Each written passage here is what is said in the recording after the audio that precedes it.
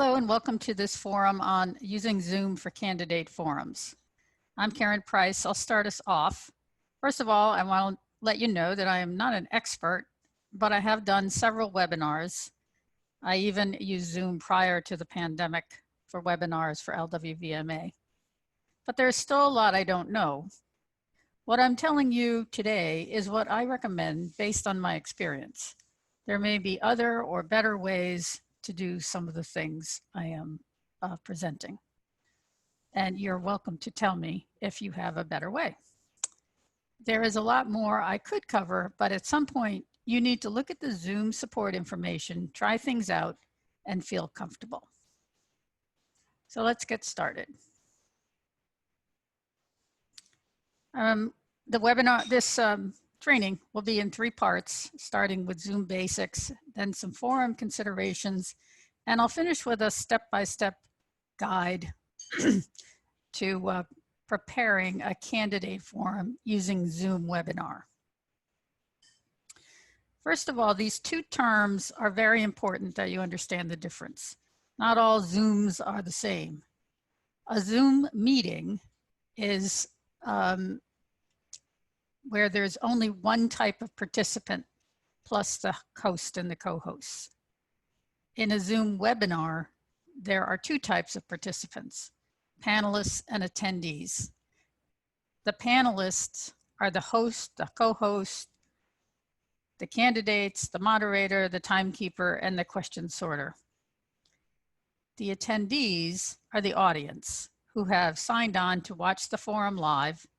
They can ask questions via the Q&A box, and they may be made a panelist to ask a question live with audio and video. There's also a lot more options with Zoom webinar. When you buy a basic Zoom, you're just getting Zoom meeting. So Zoom webinar is more expensive, does a lot more things automatically, and I'll get to some of those later. So in comparing the webinar to the meeting, and we're thinking here just in terms of candidate forums, the webinar is very good for live participation. And the meeting is okay for recording for a future showing. It's not so good for having a live audience watch. You can easily collect audience questions live with the webinar. With the meeting, you can collect questions via text and email, but not so much using Zoom itself. In the webinar, you can use the Q&A box for audience questions, and the chat box can be restricted to panelists. In the meeting, there's only the chat box. In a webinar, only the panelists can be seen and heard. And in the meeting, all participants can be seen and heard. The webinar is more expensive. It's $55 a month. You can get Zoom meeting for just $15 a month, and there's even a free option, which I'll tell you about later. The webinar is limited to 100 participants, but for a price, you can upgrade to 500. And the meeting is limited to 100 participants. In the webinar, you have more options, and with more options, it makes it a little bit harder to host because there's more decisions to make and more things to do. So the meeting is technically easier to host. But the webinar gives you much better control of what the viewer will see, and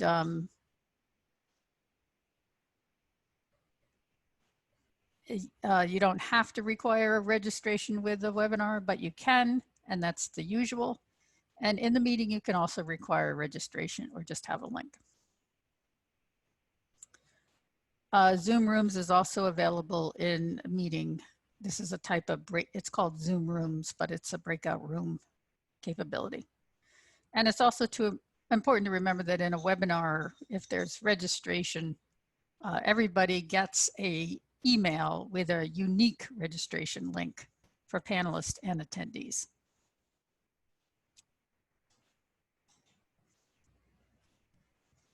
So what's important to you and your forum? If you want to live stream on TV, you can use either one. If you want to live Zoom audience, you're pretty much limited to a webinar. If you want to use Facebook or YouTube Live, either one will do that. If you want to show only a recording, either one will do that.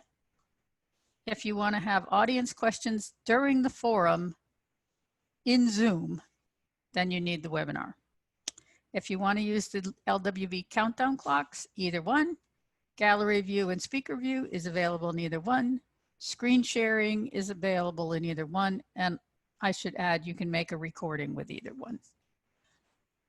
So you can make a very good forum. You can have a very good forum using just meeting. If you just want to show it as a recorded forum, not something that an audience can watch as it happens, although it can be live streamed on TV. So speaking of TV, that's one of the first stops you should make when you're planning a forum, your local cable access TV station. And I've talked to my cable executive director, and he tells me that every station in the state has different equipment and different capabilities with regard to Zoom and with regard to recording from a Zoom event. Most will record a forum as it happens, and most will live stream. Of course, it depends on the time and whether they have something else scheduled at that time. Some have a Zoom account you can use, and they will provide the host. It's more common for them to have, if they have an account, for it to be a meeting account and not a webinar, just because of the cost.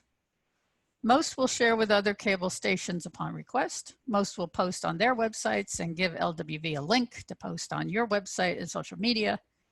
And then if they can't make the recording live, which I believe most of them can, they should be able to show your Zoom recording on their station.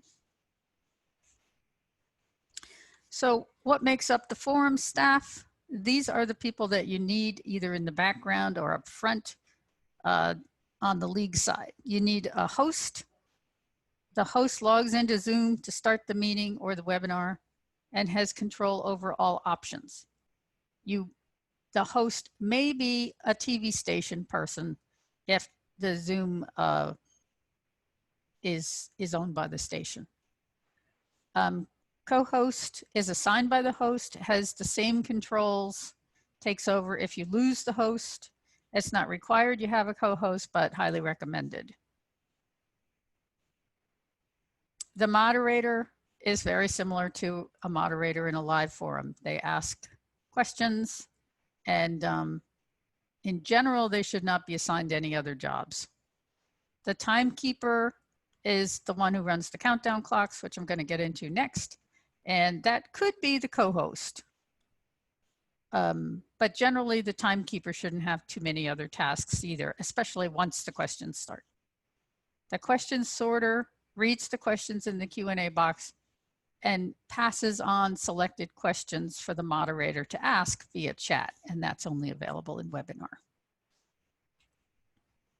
So forum timekeeping. Everybody loves the LWV countdown clocks. They're available for 30, 60, 90, and 120 seconds. And you can download these files at this link.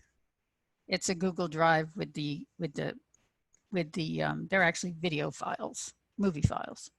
There's also at that link an explanation of how to use it. So I'm going to give you a quick explanation, but there's a detailed explanation on that drive with the clocks themselves. Again, you should assign a person other than the moderator or the host as the timekeeper. And if you're going to use these countdown clocks, the candidates and the moderator must set their screens on gallery view in order to see the clock. So the timekeeper will need a computer that allows video virtual background, and not all do. Usually depends on the age of the computer. You'll need a 1-inch piece of electrical tape or some other dark, sticky substance. You need access to the LWV countdown clocks, which is, I told you on the prior slide how to do that. In Zoom, it's best to rename the person Timekeeper rather than a real name. In the webinar, the timekeeper must be a panelist, and it's best if the timekeeper does not have another task. So how do you tell, number one, does your computer allow video virtual background? So down in the lower left of a Zoom screen is the mute and the video controls. And if you click on that little up arrow next to stop video, you get these three choices. You go to choose virtual background, which brings up this window. Now, if you're all by yourself, you'll probably see yourself right there reflected. Then you need to go to this, you choose virtual background, and you need to choose your virtual background by going to this little plus sign over in the right-hand corner. Now, here's where you tell whether your computer can do it or not. If this window comes up, it's actually a little pop-up, then your computer will do it.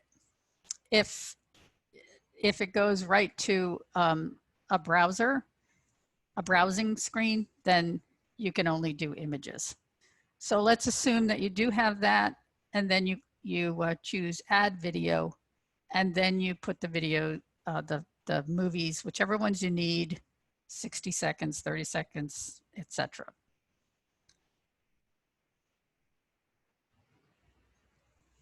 So now you've loaded your countdown clocks in. You also will have a none, which looks like this. And you might want to have a logo there. It's up to you if you want to have some sort of an image when there's not a clock on the screen. Anyway, so now they're loaded. And normally, so these are actually backgrounds. So you've seen virtual backgrounds before. Somebody puts, the beach in the background and their face is in the foreground. But we're going to trick Zoom a little bit by taking a piece of tape and covering up the camera, and then only the background appears. So that's how the clock appears, but the person doesn't. So the timekeeper has to have their video on, but they're not going to be seen because there's a piece of tape over the camera up at the wherever your camera is on a laptop, it's up top.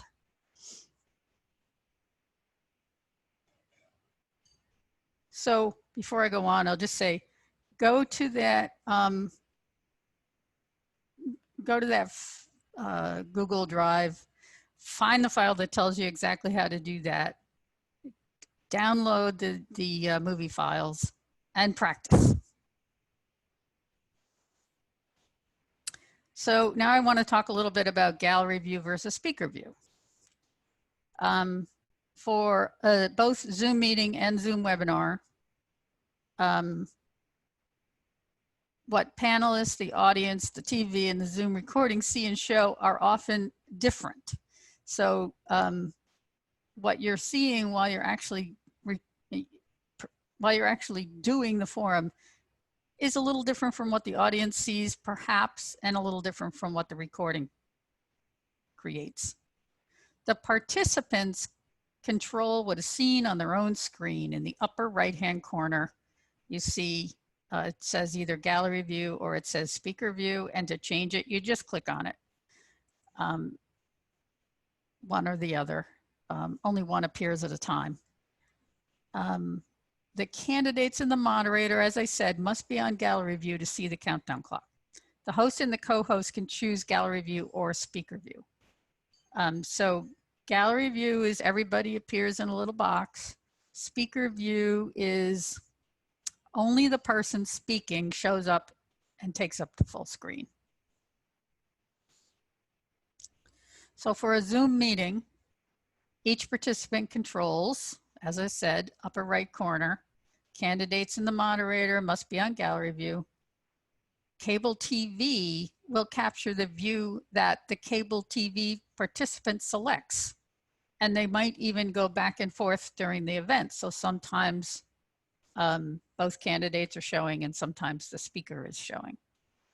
The Zoom recording view, whether it's gallery or speaker, must be selected in Zoom settings prior to launching Zoom. In the active speaker view, the sound controls who is on the screen. In the webinar, again, each panelist controls, now we're talking about panelists, we have the panelists and we have the attendees. Each panelist can control what is seen on her screen. Candidates and moderator, again, must be in gallery view. The host selects what attendees and cable TV recording will see at the bottom of the participant window, and I'll show you that. The Zoom recording view must be selected in Zoom settings prior to launching Zoom. And again, the active speaker view is controlled by the sound, which is why sometimes when it's on speaker view, someone will be speaking and all of a sudden somebody else will pop up on the screen, usually for a short time. Let's say, you know, a ding goes off for a text. So this is an example of a forum that's shows the timekeeper, the moderator, and the 3 candidates. This is a webinar attendee gallery view. This is a forum that was done by Newton, and it's using meeting, not webinar, and it's speaker view. So it's really your decision whether you want it recorded on gallery view or speaker view or a combination. I know that when we were deciding what to do for one of our forums, we felt that we wanted everybody to see gallery view because we wanted to make it as much like a live forum. We wanted all the candidates to watch each other, answer the questions, and, you know, everybody hear the question at the same time and be able to watch everybody. Of course, that was with 3 candidates. So if you had something like 10 candidates, that wouldn't work. So recording is one of those things in Zoom that's really kind of complicated because there's different ways to set it up, and there's different ways. I mean, you're looking at it in one way, the audience sees another way, and the recording comes out looking yet another way. So the TV, though, usually records directly off of Zoom, so you have a good idea of what that's going to look like. The Zoom recording, however, may look different. So like right now, Tanya is recording this, and we won't know what it looks like until we're all done. Zoom creates a video file, an audio file, and a text file of the chat. If the TV is recording and will share the link, the Zoom recording can be a backup. So if the TV is doing a live recording at the same time, you don't really need the Zoom recording, but it's a good idea to do it as a backup. You can set Zoom to start recording automatically. Then you can trim the beginning. You can start the recording when you're ready, usually right at the start time, but remember to push the button. Believe me, it's easy to forget when you have other things going on. I've been there. And it's always a good idea to announce that when you're starting the recording to everybody who's on. And then there's the option of recording in the cloud or to the local computer. So if you choose local computer, it puts the files on the host computer. If you record to the cloud, there's a limited amount of space in the cloud. You're allotted 1 GB of cloud storage. Of course, for another $40, you can get a month, you can get 100 GB. There's nothing in between for like $10. A 1 hour forum runs around 250 to 500 megabytes, which is quarter to a half a gigabyte, depending on the number of people, which becomes an issue if you're sharing the LWVMA webinar service. So you need to check to make sure that there's space if you want to record on the cloud. You can download your cloud recording later. You can always download the cloud recording to your local computer later. And if you're creating your own recording rather than using cable TV, you should definitely read all about recording in Zoom Help, because it's more involved than I've even just described. And then there's lots of useful Zoom options, like limiting the use of the chat box, turning off the hand raising. In the webinar, you can set up a rehearsal before the forum, and then you can go live on the dot.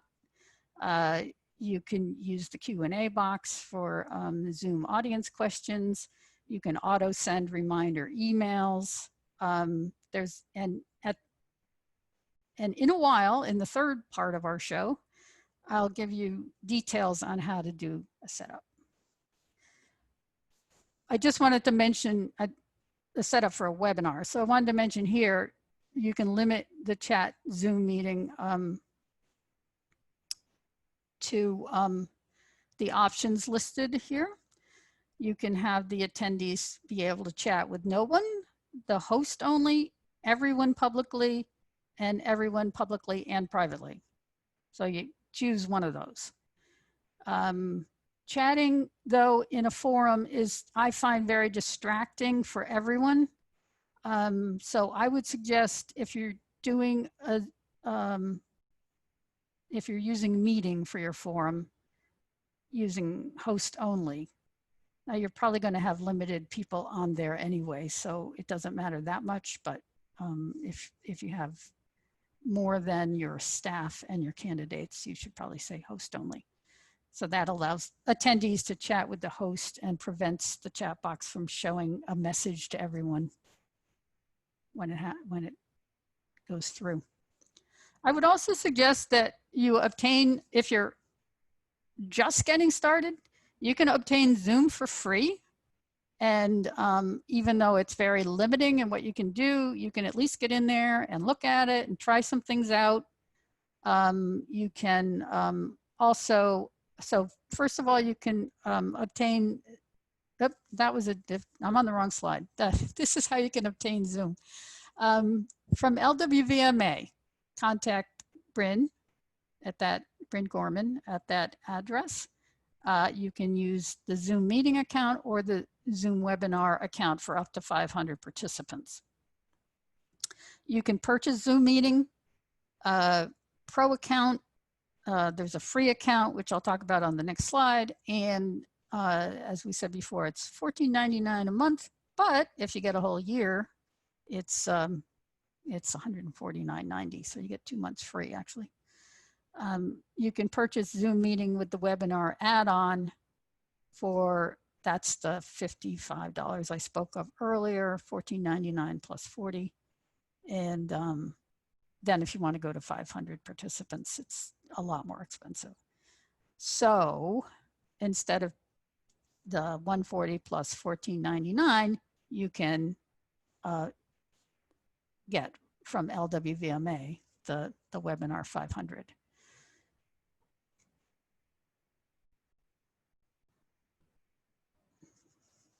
And this is about the free Zoom. So I would recommend you do this. It's, like I said, it's quite limiting. You can do an unlimited number of meetings, but you can't have unlimited time. There's unlimited time for less than 3 participants, which is 2. And if you have more than 2, you're capped at 40 minutes. And I understand that Zoom sometimes forgives that and lets you go a little bit longer, but I don't know if you can rely on that all the time. And the other downside is meetings cannot be recorded. But it's good it's a good introduction to Zoom. It doesn't cost anything, and you can always upgrade when you're ready. Now, Joanne is going to talk about forum considerations. But before I do that, I did see a few questions. Yes, sorry. Yeah, so you might want to check those. Tanya, what you want to tell me what the questions are? Sure. So first question is, how you choose a virtual background? How do you choose a virtual background and the time clock you want at the same time? I guess she wants to explain how you choose a virtual background and the time clock you want at the same time. Well, when I showed you that little window, that little bubble,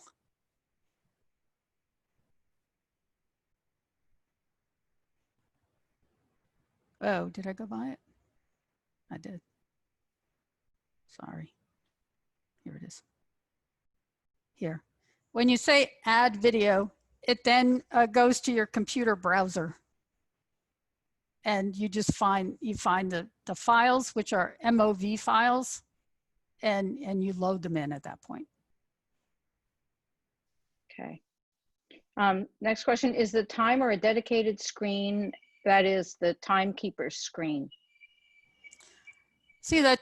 Yes, it is. I mean, yes, it's weird because you're kind of forcing Zoom to do something I don't think it had in mind when it invented virtual video backgrounds. So you're when you're the timekeeper, and I do recommend, I have written up a detailed description of exactly what to do. But this is the screen that you see most of the time when you're the timekeeper. So it's somewhat dedicated. Okay. Sue asked, can you switch back and forth between speaker view and gallery view? You, the participant, can do that. You're completely free to do that.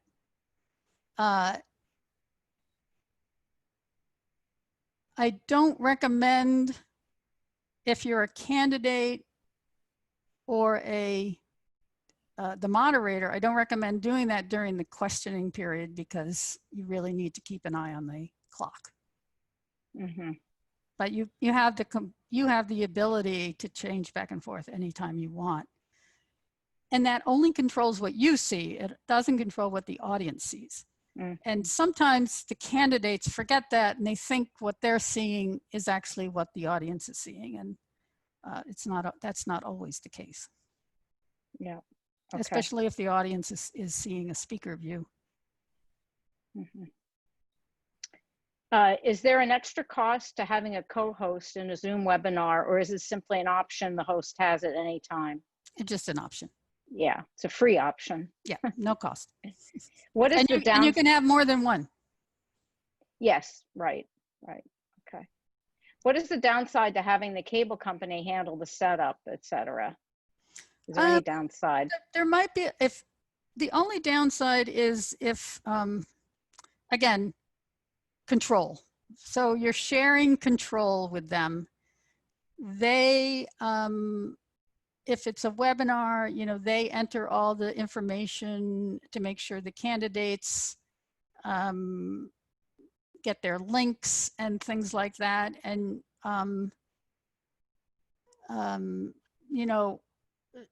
we had an issue with candidates were asking us that said they hadn't gotten their links and they didn't know what to do, blah, blah, blah, blah, blah. And we were trying to contact the cable person that had set it up and she wasn't available. And, so that kind of thing. Yeah. A little less control. On the other hand, a lot less worry because they're responsible for making sure that it works. Okay. There's a comment here. We've had the 40-minute limit forgiven every time we've used free Zoom so far. That's good. I've heard that. Yeah. And I will just add that if you have a .edu email, they'll think you're a teacher or involved in education, and you'll get an hour. So my free Zoom, I always have an hour because of my .edu email. Just throw that in. Yeah. I wouldn't recommend relying on that. I don't mean the EDU, but the 40-minute, I wouldn't rely on that for a forum. No. Just in case they decide not to forgive. Yeah. Okay, so Susan asked, how do you get a banner with the person/candidate's name on it, which runs in the window? I'm not sure. I'm not sure. Like the Newton forum. Yeah, I should have mentioned. Yeah, that is something about Zoom. I find that their names are very small. Yeah. Is this what, I think she might be talking about this. Mm-hmm. The cable TV did this. That's Mm. another advantage. They actually, some of them after the forum is over, they'll go in and they'll edit the, what they don't call it editing, they call it processing, but they'll go in and put in like bigger names, and they might add some, logos and things at the beginning. And yeah. So unfortunately, you can't do this by yourself in Zoom. Okay. All right. I'll just go back one and show you. I mean, this is what you see. It's very hard to see. Mm-hmm. And it's much, much better when the cable TV goes in and puts in bigger words, bigger letters. Mm-hmm. And then Susan just added a comment. We had trouble with the timekeeper panel as one candidate was using a smartphone, not a computer, and couldn't see all the speaker windows. So that's a problem. If the candidate has even, I think, an iPad or an iPhone, and that's how they're on, I think, I don't know how to deal with that. mm-hmm. I think if the candidate is using their phone to time themselves, Mm-hmm. they just have to, I mean, the moderator's still going to call when the countdown clock says it's 0. So yeah, it'd be a little bit understanding, but yeah. Yeah. Okay. If the people don't have the technology, that's a problem. There's not Okay. not much you can do about it, except try to be understanding. And then just one more comment. Neil mentioned that paid accounts have more options for controlling the forum. The more you pay, the more controls you have. A pro account costs $15, obviously more options than the free, and an account like the one LWVMA has even more control options. Right. The other thing, even if you get a webinar, the cap is 100 people, and we found in our primary forums we had more than 100 people that joined. So that's another reason to go with the LWVMA 500. Yeah, good point. Okay, that's it. Chat box is right. clear All right. for now. Why don't we go on to Joanne, and if anyone has any live questions, they can ask later. Okay. Joanne, just let me know when you want me to advance. Sure. So doing a Zoom forum versus a live in-person forum for the moderator is a lot the same, but obviously there are some key differences. But as far as preparing in advance, for me, that is virtually the same, except it's a little bit harder and a little bit more work because of all the back and forths and making sure that the Zoom, though I certainly have had no responsibility for the Zoom support.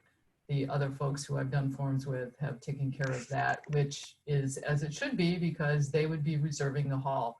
So that's almost the same as you'll see on the third point there, reserve Zoom time slot if using LWVMA, or make sure whatever you need to do to have your Zoom setup work. That's sort of the equivalent of making sure you have a space, a public space to hold a forum. So as Karen just went through, confirming with cable, if you're going to take questions by email, which a lot of leagues are doing now, we're doing that before we had the pandemic. So that's pretty much the same. I think going to a Facebook event is easier with this because you just basically hit the button and say, I want to do Facebook. And you don't have to worry about where the camera is and all that sort of thing.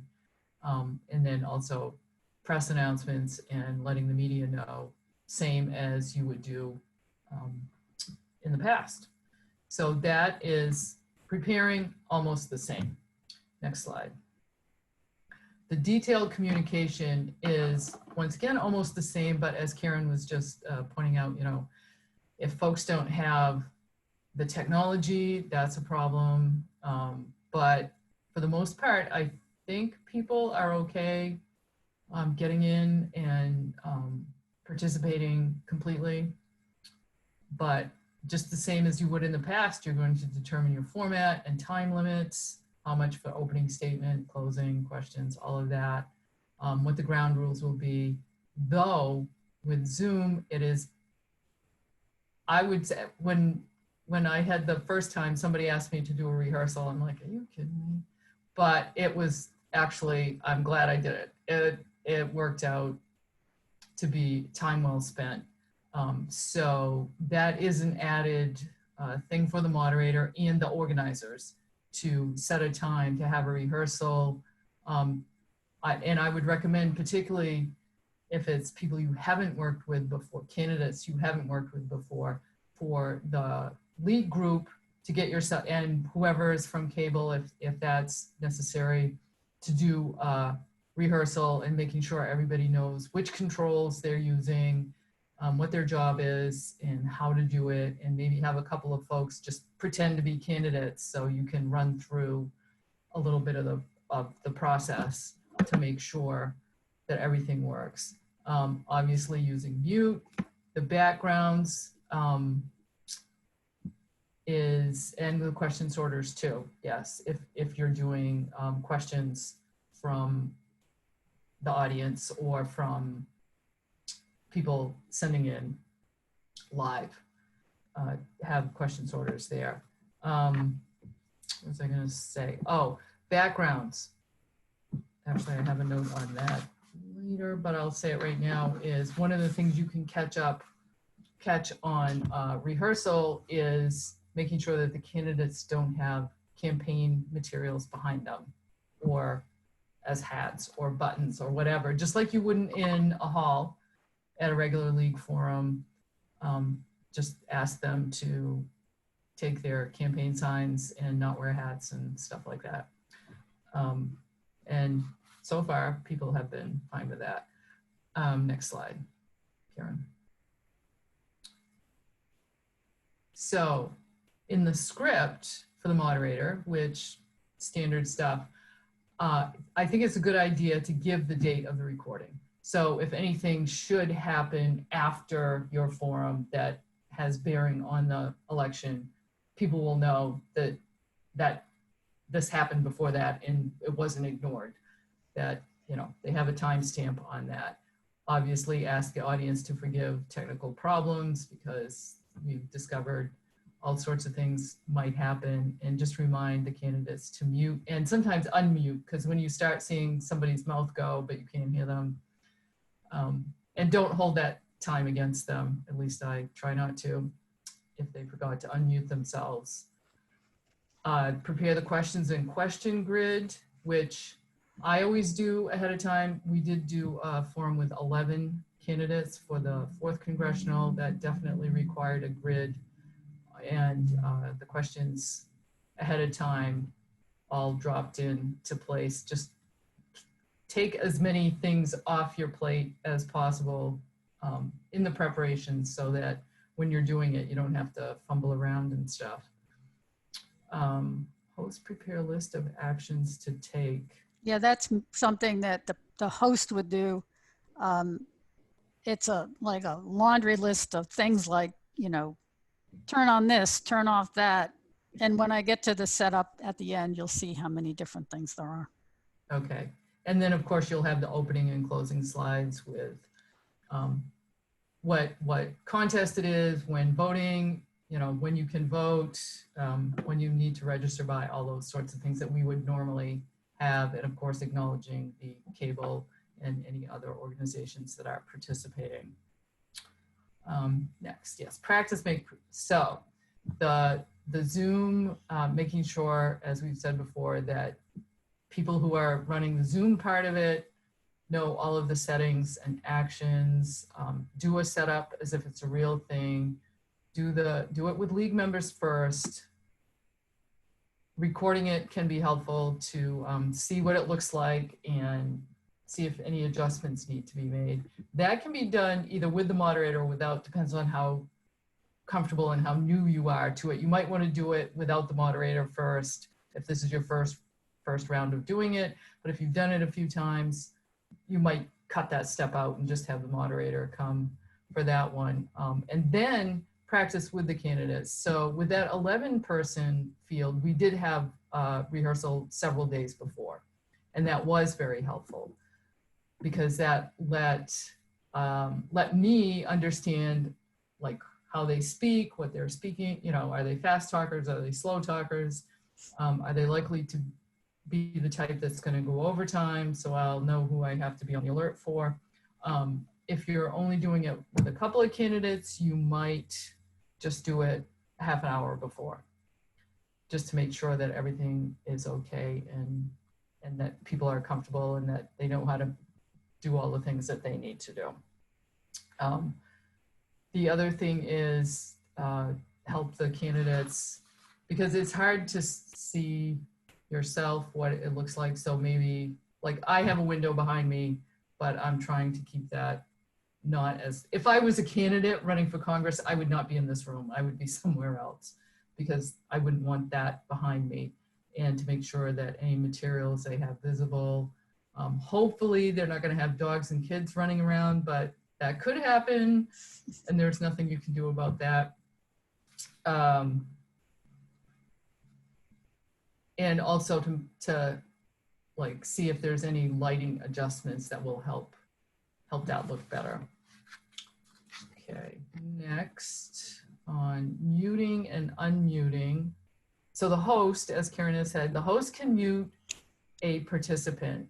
Only they can unmute themselves. But if somebody forgot, the host could go ahead and mute them. Webinar, of course, the attendees are always muted. If you unmute a participant or panelist, they will get a window asking them to unmute. Yeah, so yeah, just a little thing in the screen. And on speaker view, any sound from another participant, which most of you have probably experienced, you know, a car goes by or somebody in the other room says something, or you know, drop your pen on the floor, you know, it will move to speaker view. If you're on speaker view, that person will pop up.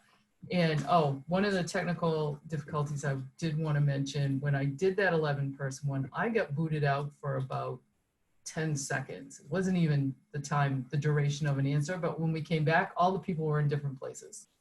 I had my, you know, I knew where everybody was. I knew where the timer was. And then luckily I got right back in, but it's like everybody was mixed around. So it took me a second to figure out where everybody was so that I could call. Not that you can sit, you know, the people can't see if I'm looking to my upper left or my lower right, but that's the way you think of it.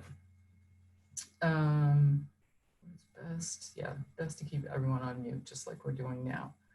Okay, next slide. So Zoom audience questions during the forum. So if you're going to do that, of course, decide when you're going to take them, and you could say that ahead of time when you're giving the rules. So we have a series of probably 10 to 12 questions. Our 4th, 7th, and 10 questions will be audience. And as usual, say something about, obviously there's way more questions than we could take. We'll try to cover topics that haven't been covered and ones that we're seeing the most questions from. So you can do it through the Q&A box. You can do individual chats to the moderator, like the question sorters could, because when you do a chat, you can choose chat to all or chat to an individual or a group of individuals. You could do it that way. Another method, which isn't on here, is you could possibly text. The question sorter and the moderator could be texting, you know, separately on phone, which sadly, when I go to staff meetings, that's what some of us do, is text separately on phone. But it would work, and then there would be no risk of having it pop up where you didn't want it. Would be one advantage of that. You could keep it in the chat though. And I always try to identify the source of the question. You could just say, here's a question from our audience that's watching us tonight. Or if it's a league question, so that people will know that you're actually taking audience questions, that you didn't make that idea up.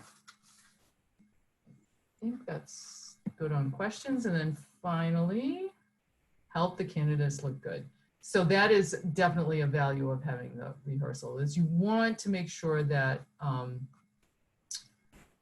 they look, that the way they appear on screen and on camera is not a deterrent to what people think of them. We should be able to focus on their responses to the questions and maybe the way they behave, but just because they didn't know that their face was too dark or that the camera was looking up their nose, you know, that shouldn't be part of the impression that they're making to the voters. Just like if you were in a hall, everybody's across the stage or standing at a podium, or they're in an equivalent situation, sitting, standing, whatever it is, try to make it as close to that as possible with the on-camera look, as much as they can do within, you know, the bounds of whatever their space is. But yeah, people might not know that the window behind them is really hiding their face, you know, having the effect of hiding their face, or a camera, you know, they should tip the screen a little differently to make them look more like themselves. So, questions.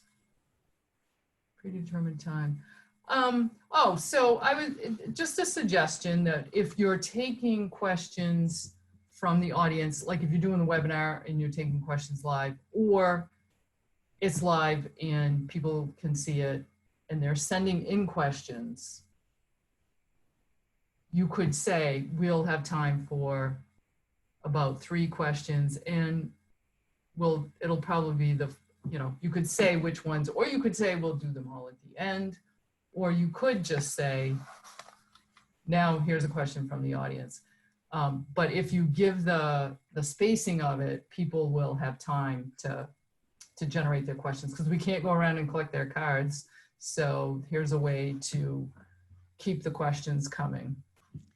Joanne, I think it's also also intended to mean that the moderator knows when an audience question is coming up, so she looks for the question from the question sorter and is ready to ask it. Yes, and I liked Karen's point of don't give the moderator several questions and say, ask the one that you like the best. No. Or something like that. Don't do that. That's hard enough when it's live. Exactly. Just give the one question for this time. Yeah, that would be the best way to do that for the moderator. Any other questions? So it is a lot like doing a regular forum, which you've been doing all along. It's just a little more work and a little more preparation, which I think people are getting better and better at doing this as we have used Zoom more and more for every sort of meeting and gathering. So you just want to make it look professional. Okay. All right. Let's move on. Okay, so now I'm going to, I did just get a text from someone who's attending suggesting that I go through showing you how the time clock works, but we're not actually in. Oh yeah, we could do it. We are in Zoom. Yeah, if there's time at the end, remind me to do that. Any questions for Joanne? Okay. Okay, so as I said, you can do a perfectly respectable forum using Zoom meeting, but it doesn't have the advantage of having a live audience and or a big live audience and letting the audience ask questions. And you also don't have as much control about what they see on the screen. So I'm gonna, and it's a lot easier to set up than a Zoom webinar. So I'm gonna spend the time now the Zoom webinar setup, because some people I talked to said, we want to know exactly what we need to do to get the webinar to work. So here we go. So the first step, if you want to use the LWVMA webinar account, is to contact Bryn. Tell her you want to do a webinar forum or a practice. You also have to tell her if you want to schedule a practice. She needs to know the date, the time, the name of the forum, and if a registration is, and I have to make an adjustment so I can see this, required. So it is possible to have a webinar with just a link, but I highly recommend that you require registration. And you can change almost everything about a webinar. You can edit all these options, except that you have to decide up front whether registration is required. So she will set it up with registration required. If you don't want that, you need to tell her. Bryn will check for availability, and if it's okay, she will reserve your date and time. Then she'll give you the email and password so that you can complete the setup details. But you have to start with her. So the first step would be to sign into Zoom. Just you go to zoom.us and sign in with the information she gives you. Then, you know, in Zoom, one reason why it seems so complicated, there's 3 different places you can set these various, there's a lot of options, and there's 3 different places where you can set them. One is in the setup screens. One is after starting the webinar, not necessarily after the audience is on there, but, you know, after you log in. And then there's this whole settings section, which is where you can make some changes to the whole account, not just your webinar. And the only reason that you might change something in this permanent settings section is to control the recording format. So I'm not really going to discuss that very much, but I'd be willing to talk to anybody about it. It's just probably not worth taking the time it would take me to explain that whole thing. So after you log in, you see this welcome screen. It's much longer than this. I could only cut off the top. But this is the profile of the account, which you don't really need too much. You go to webinars, and it lists all the webinars that are scheduled for this account. There are actually 5 here, but I just chopped off the first 2.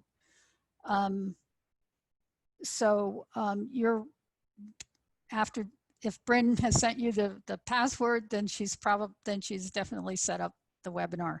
But what she does is she clicks on schedule webinar, and that's her first step, but that should already be done for you. So you would look down the list and find your webinar, and just don't click start, don't click delete, just click on the webinar, and it'll take you to the first page of the setup screen. So you can do this anytime. This can be done anytime after Bryn sets it up, makes the first setup. So she may have written in there something like LWB Needham's forum, because that's, you know, she didn't know any more than that. You can edit that. You can change the topic. And she most likely has left the description blank. And this is a good place.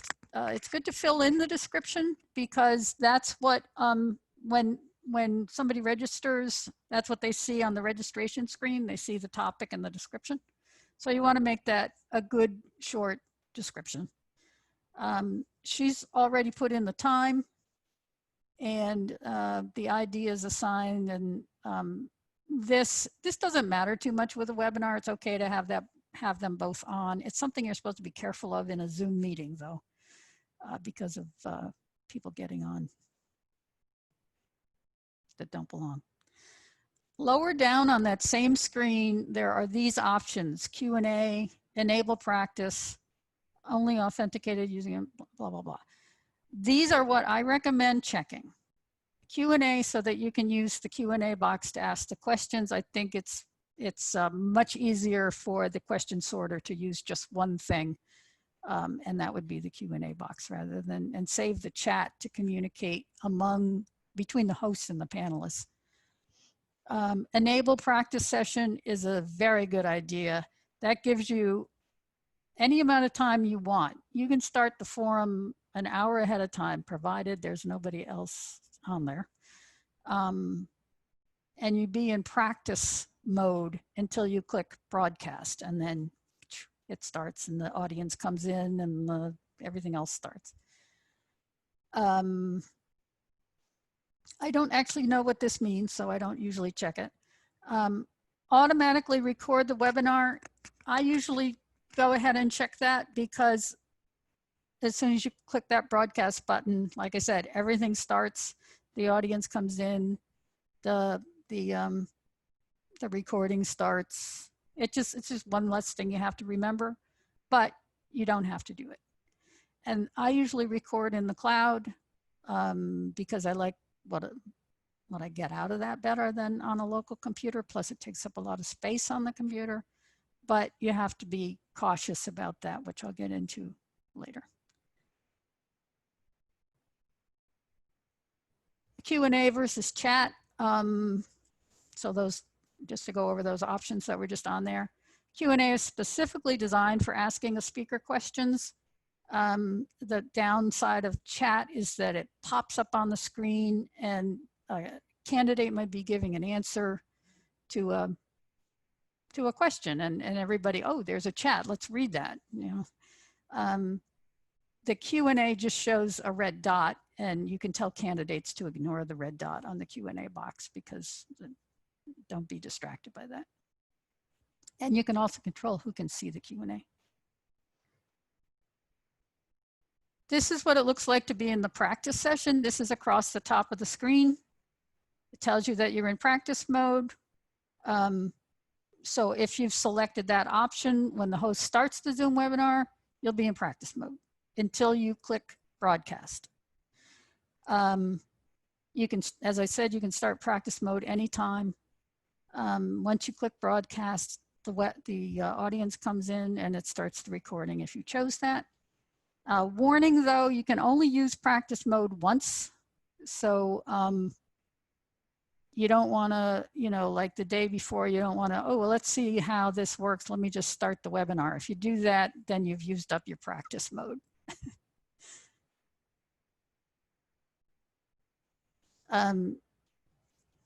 The other big advantage of the webinar is registration and invitations can be, they're very personalized and you don't have to worry about doing that yourself. So for panelists, invitations give a link that are unique to each person, and Zoom automatically sends the invitation emails and reminders.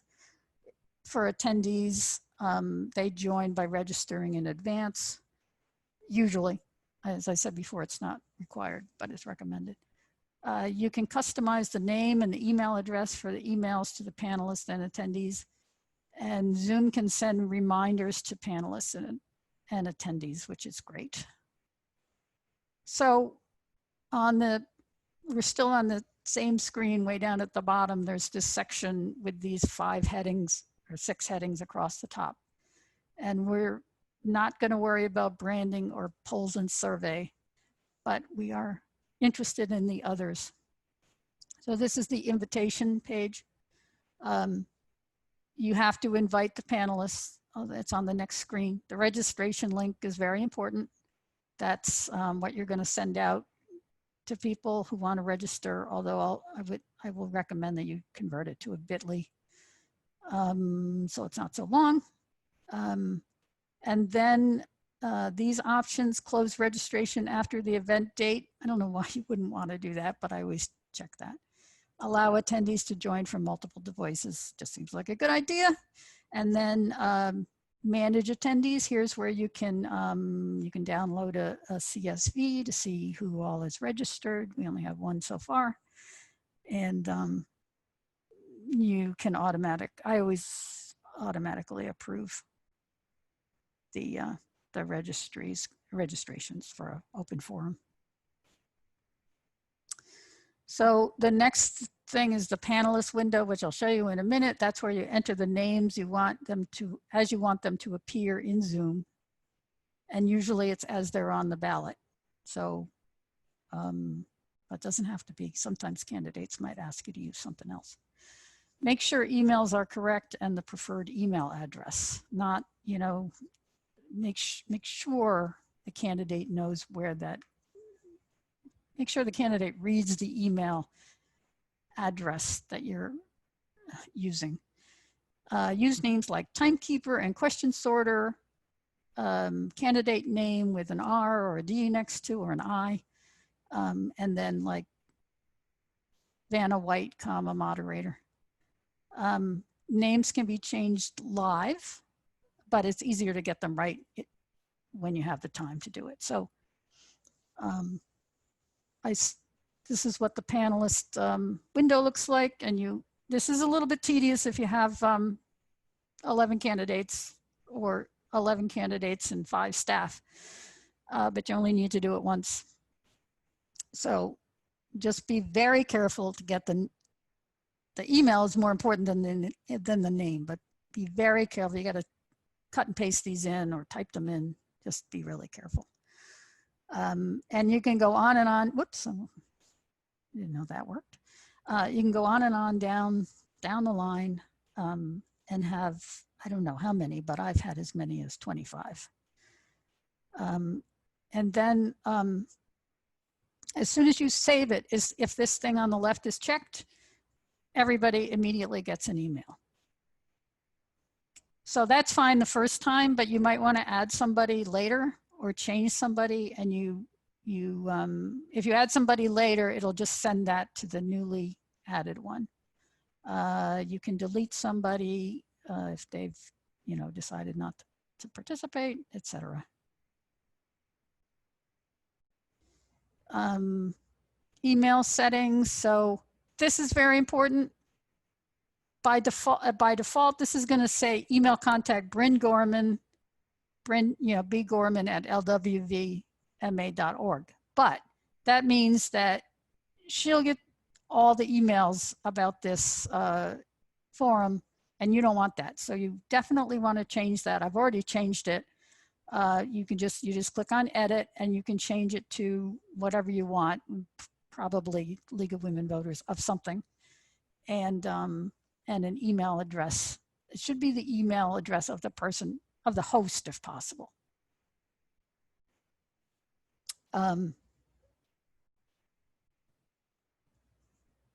You can, you just do that by saying edit and filling this in. So when the panelists and the attendees, anyone who registers, gets an email, it'll come from the LWVs of Norfolk County rather than Bryn Gorman or some name that doesn't have much meaning. You can also edit the invitation email to the panelists, and you can edit the confirmation email.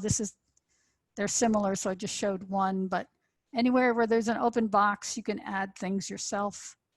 And this shows what the attendees will receive, and the panelists will receive something similar. But here, if you have one of these addresses for questions, you can put that in here. So then when the registrant gets their confirmation email telling them, they're registered, right there, it'll tell them if you have a question, you can email this.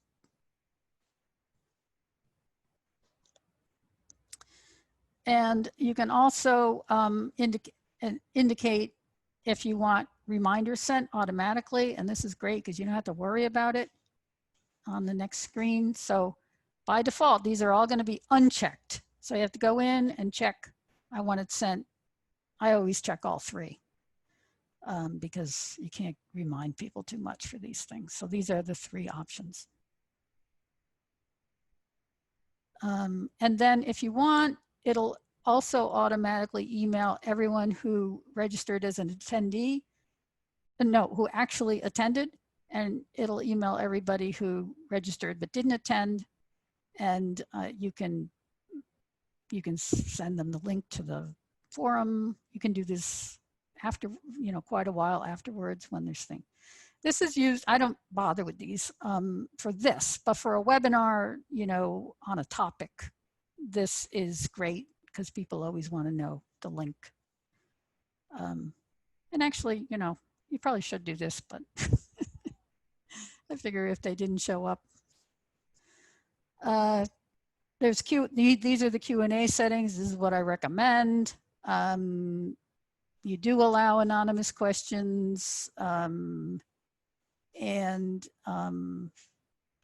the attendees can view answered questions only, which when you use the Q&A, again, this is something that you just need to read up on.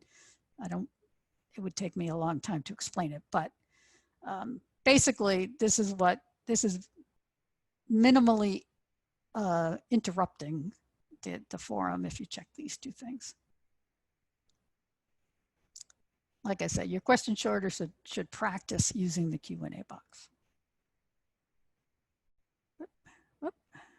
I was trying a new way of advancing slides.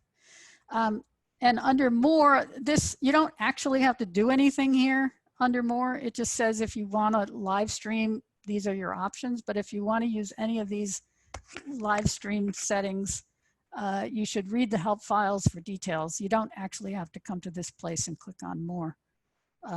It's a little more complicated than that. But basically, I've used Facebook Live, and one of our forums, the cable company, used YouTube Live, both successfully. Facebook Live, you need, basically it shows a video on your Facebook page. So you have to have a Facebook page. You have to log into your Facebook page so Zoom knows where to send it. But, and it's actually like 3 or 4 seconds behind the other live, the Zoom audience view, but it works pretty well. But I will just warn you that we had a big problem afterwards with people commenting and putting up very negative comments and videos about one of the candidates. So we took it down as shortly after it was over, which is okay. You can do that. You probably should do that, actually, because people can start commenting, and it's definitely not nonpartisan. Okay, there are more settings. How are we doing on time? Okay, we're gonna. During the web, yeah. Sorry to interrupt. There's one question. Do you want to take a little? Yeah. Sue asked, shouldn't you edit the email address first before you send out the invitation, or does it not matter? No, you should definitely do the email first. Set up the email. Oh. Yeah, absolutely. That's all. That's good. Yeah, just one. So so here's how you start the webinar. Finally, you've done the setup. You're all ready. And let's assume you're starting a practice webinar first.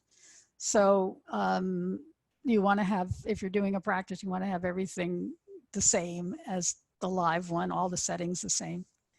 You log into the LWVMA webinar 500 that Bryn has given you the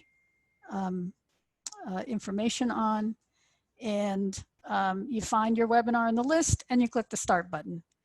If you have chosen practice session, you'll be in the practice mode, and you may set the following options during practice mode prior to the other panelists joining, but you can't do it any earlier than that, as much as you might like to have everything all set up.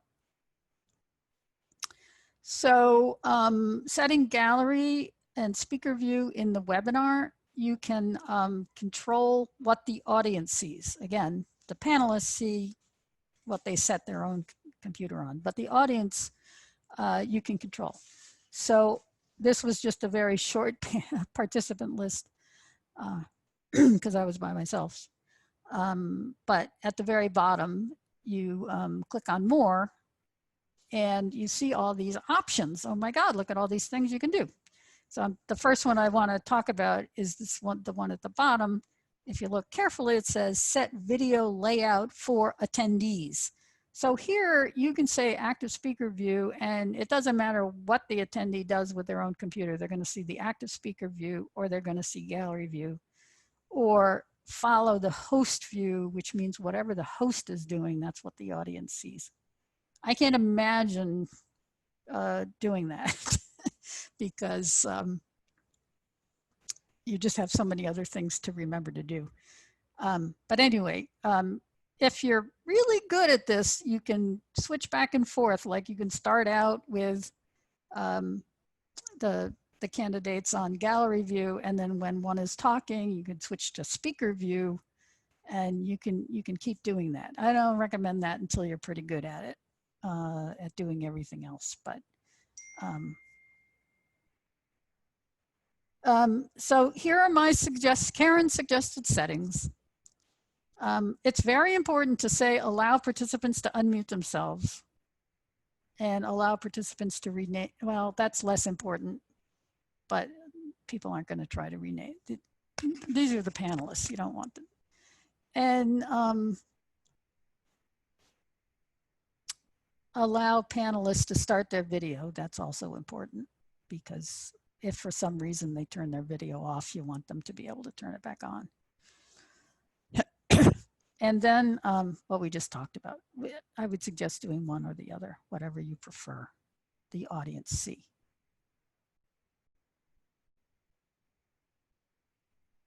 And then you can also limit the chat by going to the chat box and choosing more, again, choosing more. And my recommendation is to say no one here, which means that the audience can't chat with anybody. The panelists can chat with each other and with the host.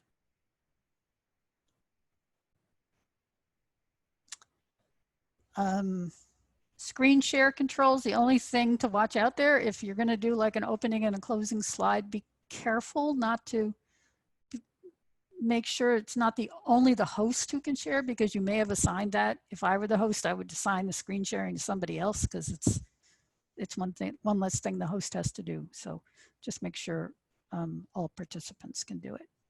It's either all or none.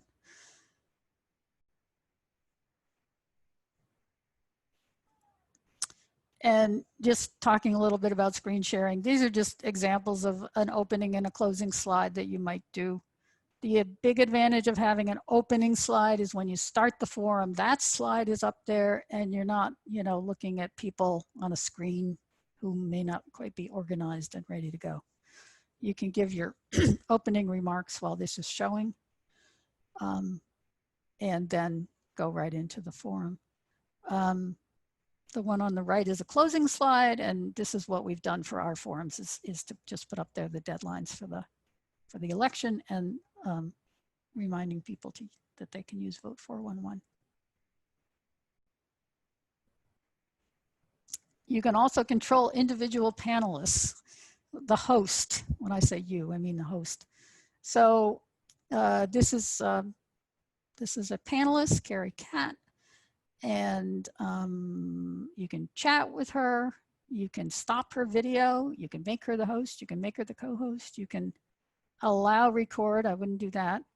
You can rename her. You can put her in the waiting room, or you can remove her. Just be careful. Generally, you don't want to do too much to people. One time I accidentally put somebody in the waiting room when they were supposed to be speaking. That didn't go over well. Okay, getting to the end. So if you're using the LWVMA webinar, Bryn will schedule the webinar, whether it's a forum or a rehearsal. She will only schedule, and this is important, 1 hour prior to or 1 hour after anybody else's forum. And one thing I forgot to mention, if you plan to start the forum like a half an hour early, you don't want to put that in your setup, because you wanted to, let's say your forum's at 4, but you told the panelists to come at 3:30. You don't want to say 3:30 in your setup. You want to say 4, because 4 o'clock, it's going to go out to all the people when they register you know, you don't want them showing up at 3:30. You can start the forum, the webinar anytime you want, as long as, but we've sort of set this 1 hour buffer. So you shouldn't start your forum more than 1 hour in advance, but don't put that in as your start time. Put the real start time in. So that's why we need to make sure that there's this 1 hour buffer. If you're doing a forum, you need to make sure that nobody else schedules a forum more than an hour before or less than an hour after. If I said that right, I'm not sure. If you change, okay, if your date and time needs to be changed, you can change it, but just let Bryn know. If you change your recording settings, do it an hour before starting and change it back an hour after ending. As I said, this is a special kind of a setting that it's a setting for the whole account, not just your webinar. And so if you make a change, you just need to change it back so the next person doesn't be surprised by what it's set on too late. If you record to the cloud, download the recording to your computer and then delete it from LWVMA within 24 hours so that it frees up that 1 gigabyte of space for somebody else. And if you need a host key, look in the profile section of the Zoom account. Bryn asked me to tell you this because people ask her this, but it's really only needed for Zoom rooms. So don't worry about it if you're not using that. Okay. I really want you to go to this Google Drive because in there are the countdown clocks and how to use them. There's a generic task spreadsheet that lists all the steps you should take. There's a sample rundown spreadsheet, and a rundown is like how long each question takes, and so you can figure out how many questions you can take you can ask in your allotted time. There's sample communications with the candidates.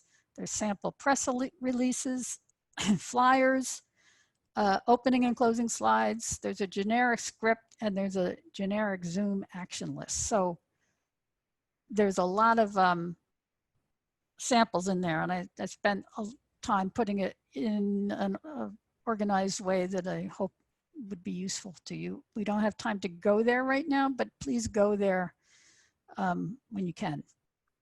And I gave it a nice little bit.ly so you don't have to get a great big URL there. Zoom has excellent help. Of course, sometimes it feels like they have all the help except the one thing you want to know. But that's typical for help. And but there are you know, they have webinars about doing webinars. You can sign up for a live webinar. You can watch webinars. And then if you're stuck, I recommend first looking at the Zoom help, then Googling your problem. Just type into Google what your problem is, and somebody else has probably had it. Ask Bryn, or you can ask me.